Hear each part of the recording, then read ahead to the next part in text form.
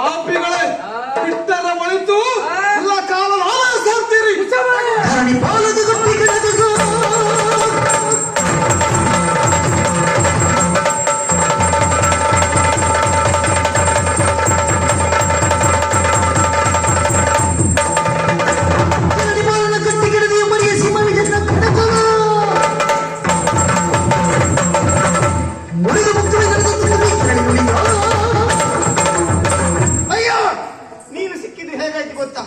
ಸಿಂಹದ ಬಾಯಿ ಒಳಗೆ ಸಿಕ್ಕಿದಾಗ ಆಯ್ತು. ಇದು ಕೊಂದು ಕಳಿತೇನೆ. ಇದು ಸಿಂಹ ಯಾರು? ನಾನು.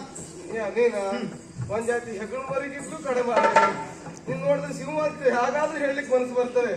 ನೀನು ಸಿಂಹ ಅಂತ ತಿಳಿದುಕೊಟ್ಟಿದ್ದ ಹೆಗ್ಗಣ ಮತಕ್ಕೆ ಹಾಕಿ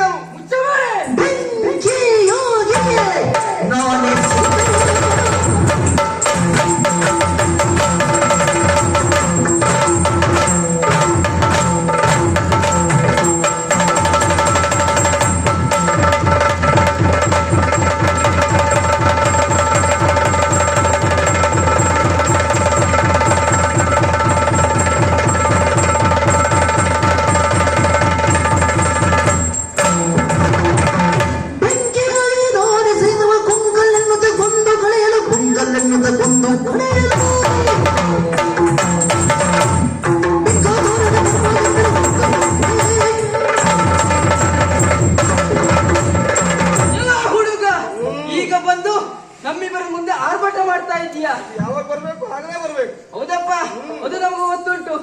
ರಕ್ತ ನಿಧಿಯ ಸರಿಯನ್ನ ಕಟ್ಟಿದ್ದೇವೆ, ನಿನ್ನನ್ನು ಸುಮ್ಮನೆ ಬಿಡುವುದಿಲ್ಲ. ಕರ್ತವ್ಯ ಇನ್ನೊಬ್ಬರಿಗೆ ದೇವರೆನಿಸಿಕೊಳ್ಳುತ್ತಾ ಜನ್ಮದಾತರನ್ನ ಕರಗಟ್ಟಿ ಒಳ್ಳೆಯ ಮಾಡಿದ್ರೆ ಕತ್ತರಿಸಿ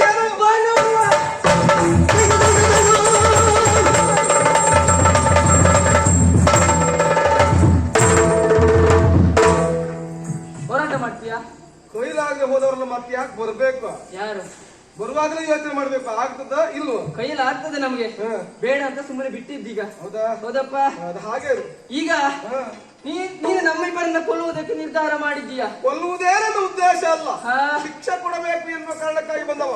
ತಪ್ಪು ಮಾಡುವುದು ಸಹಜ, ಅದನ್ನು ತಿದ್ದಿಕೊಂಡು ಬದುಕುವವನೇ ಮನುಜ ಎನಿಸಿಕೊಳ್ತಾರೆ.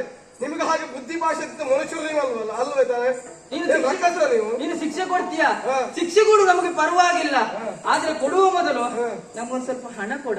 ಓಹೋ, ನೀನಿಷ್ಟು 3-4 ಸತ್ತು ಬಂದದ್ದು, ಆಗಿಂದ ಹಾರಾಟ ಮಾಡಿದ್ದು ಯಾಕೆ ಅಂತ ಗೊತ್ತಾಯ್ತು. ನಮ್ಮದು ಇದಿಂದ ಏನೂ ಇಲ್ಲ. ಈ ವರ್ಷ ಏನೋ ಸ್ವಲ್ಪ ಸಂಬಳ ಏರ್ಸ್ಕೊಂಡಿದ್ದೀರಲ್ಲ. ಯಾರು ನೀನು ಕೊಡ್ತಾರೆ, ಏನ್ ಮಾಡುವುದು? ಅದಕ್ಕೆ ಒತ್ತಾಟ ಅಂತ ಕಾಣ್ತದೆ. ಕೊಟ್ಟಿದ್ದಾರೆ, ನಾನು ಕೊಡ್ತೇನೆ ಅಂತ ಭಾವಿಸ್ಕೊಳ್ಬೇಡ. ಕೊಡುವುದಿಲ್ವಾ? ನಾನು ಕೊಡುವುದಿಲ್ಲ ಅಂತಲ್ಲ, ಕೊಡ್ತೇನೆ. ಹಾಗೆ ಕೇಳು. ಹೇಗೆ? ಹೀಗೇ ಮಾಡಿದ್ರೆ ಬೆನ್ನಲ್ಲಿ ಮುಷ್ಟಿಯ ಪಟ್ಟು ಕೊಡ್ತೇನೆ. ನೀನು ಕೊಡುವ ತನಕ ನಾವು ಇಲ್ಲಿ ಇರ್ತೇವೆ.